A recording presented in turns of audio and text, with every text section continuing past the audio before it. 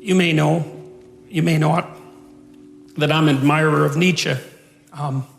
Nietzsche was a devastating critic of, I would say, dogmatic Christianity. Christianity as it was instantiated in institutions, I suppose, although he's a very paradoxical thinker because, for example, one of the things Nietzsche said was that he didn't believe that the scientific revolution would have ever got off the ground if it hadn't been for Christianity, and more specifically for Catholicism, because he believed that over the course of really 1,000 years, the European mind, so to speak, had to train itself to interpret everything that was known within a single coherent framework.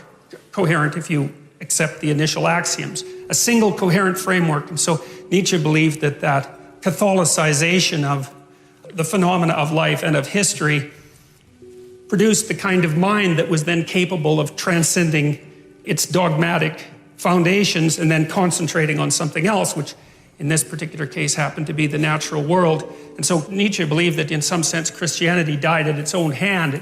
It had spent a very long period of time trying to attune people to the necessity of the truth, absent the corruption and all of that that's always part of any human endeavor.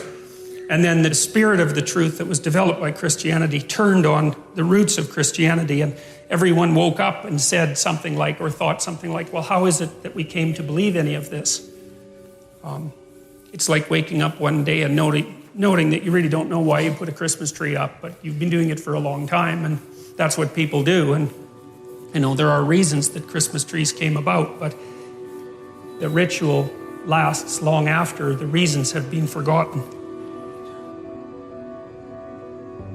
Now, Nietzsche, although he was a critic of Christianity and also a champion of its disciplinary capacity, because you see, the other thing that Nietzsche believed was that it was not possible to be free in some sense unless you had been a slave. And by that he meant that you don't go from childhood to full-fledged adult individuality. You go from childhood to a state of discipline, which you might think is akin to self-imposed slavery. That would be the best scenario, where you have to discipline yourself to become something specific before you might be able to reattain the generality that you had as a child. And he believed that Christianity had played that role for Western civilization. But in the late 1800s, he announced that God was dead. And you often hear of that as something triumphant. But for Nietzsche, it wasn't, because he was too nuanced a thinker to be that simple-minded. See, Nietzsche understood that, and this is something I'm going to try to make clear, is that there's a very large amount that we don't know about the structure of experience, that we don't know about reality. And we have our articulated representations of the world. And then you could think of outside of that, there are things we know absolutely nothing about. And there's a buffer between them.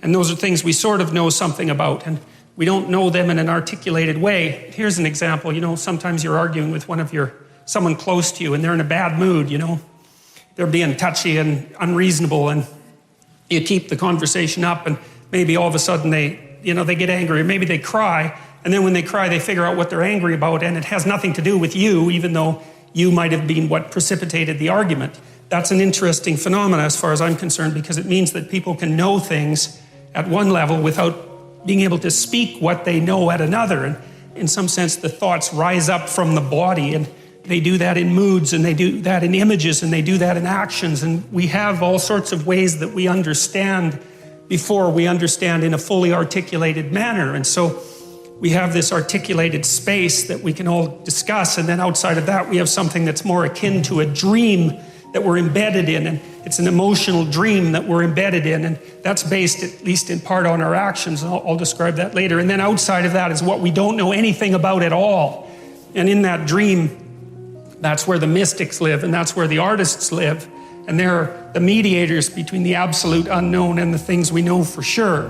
What that means in some sense is what we know is established on a form of knowledge that we don't really understand, and that if those two things are out of sync, so you might say if our articulated knowledge is out of sync with our dream, then we become dissociated internally. We think things we don't act out, and we act out things we don't dream, and that produces a kind of sickness of the spirit. Its cure is something like an integrated system of belief and representation. Then people turn to things like ideologies, which I regard as parasites on an underlying religious substructure, to try to organize their thinking, and then that's a catastrophe. And that's what Nietzsche foresaw. You see, he knew that when we knocked the slats out of the base of Western civilization by destroying this representation, this God ideal, let's say, that we would destabilize and move back and forth violently between nihilism, let's say, and the extremes of ideology. He was particularly concerned about radical left ideology, and predicted this in the late 1800s, which is really an absolute intellectual tour de force of staggering magnitude.